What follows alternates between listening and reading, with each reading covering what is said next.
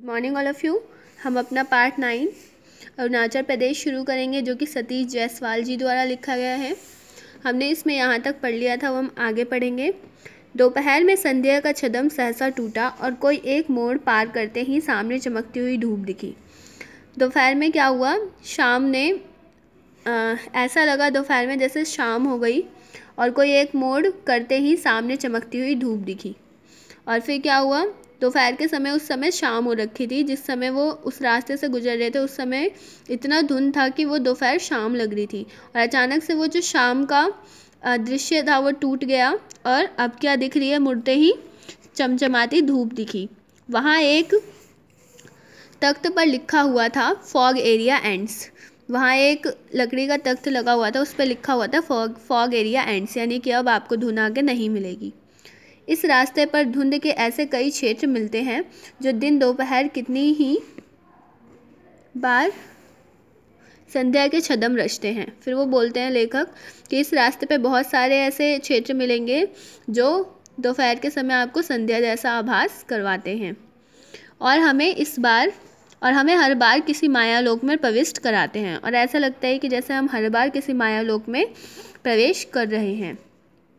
क्या हम महाभारत में जयद्रथ वध के लिए श्री कृष्ण ने अपनी माया से ऐसी ही किसी छद्म संध्या की रचना की होगी, जिसके बाद सूर्य फिर चमका था। उसके बाद लेखक जो हैं वो ये बोलते हैं कि क्या महाभारत में भी जयद्रथ का वध करने के लिए श्री कृष्ण ने भी ऐसे ही दिन के समय संध्या का छद्म रचा था और बाद में फिर क्या हुआ था, सूर्य चमका था।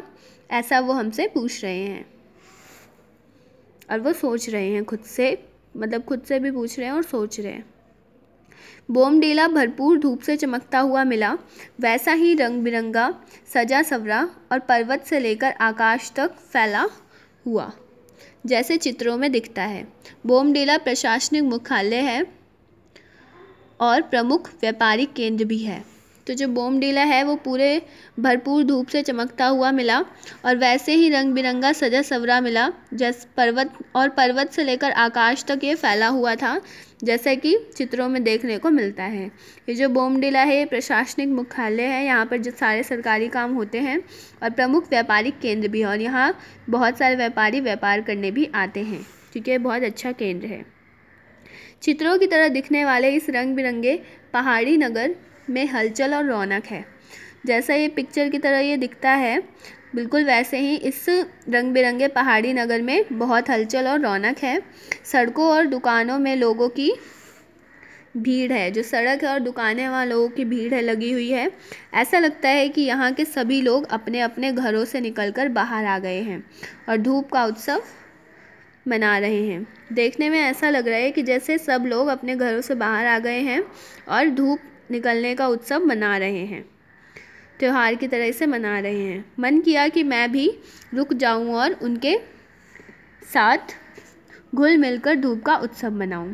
फिर लेखक बोलते हैं कि मेरा भी मन किया कि मैं रुक जाऊं और उनके साथ घुल मिलकर धूप का उत्सव मैं भी मनाऊं। अरुणाचल में मेरे लिए यह धूप का पहला दिन था। अरुणाचल में वो जब से घूमने आए हैं तब से ये उनका पहला दिन था जब उन्होंने धूप देखी थी कहीं, जो इतना जीवंत और रौनक से भरपूर है। और अरुणाचल से जुड़ी मेरी कल्पना इतना विश्वास दिलाने वाला है।